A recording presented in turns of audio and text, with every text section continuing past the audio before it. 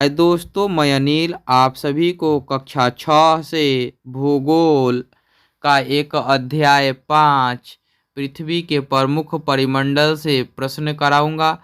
और आपको मैं बताऊं कि एक वीडियो में एक ही प्रश्न कराऊंगा और व्याख्यात्मक प्रश्न कराऊंगा। एक एक पॉइंट ध्यान से सुनेंगे और समझते चलेंगे। तो आइए पहले प्रश्न का पहला प्रश्न देखते हैं। पहला प्रश्न कहता है, निम्नलिखित प्रश्नों के उत्तर संक्षेप में दीजिए। का पहला प्रश्न है, पृथ्वी के 4 प्रमुख परिमंडल कौन कौन से हैं? उत्तर लिखते हैं। पृथ्वी के 4 प्रमुख परिमंडल निम्नलिखित हैं। क में लिखेंगे भूगोल, ख में लिखेंगे जलमंडल, ग में लिखेंगे वायुमंडल तथा घ में लिखेंगे जीवमंडल।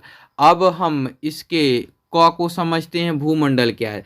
तो पृथ्वी के ठोस भाग जहाँ जीवन यापन किए जाते हैं और जीवों के लिए पोषक तत्व पाए जाते हैं, भूमंडल कहलाते हैं। और भूमंडल जो होते हैं चट्टानों एवं मिट्टी के पतली परतों द्वारा बने होते हैं।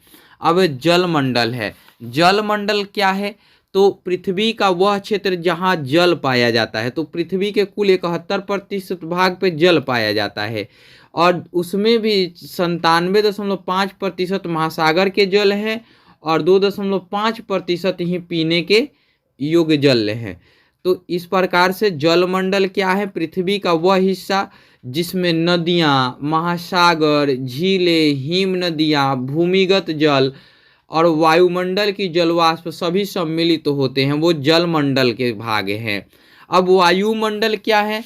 तो वायुमंडल जो है हमारे चारों तरफ के गैसीय आवरण, गैसीय परत क्या है? वायुमंडल है। तथा जीवमंडल क्या है? तो जीवमंडल वह क्षेत्र जो जल, स्थल, हवा के बीच समाहित होते हैं, जीवमंडल कहलाते हैं। इसी जीवमंडल में जीवों की क्या होती हैं? जीवन यापन होती हैं।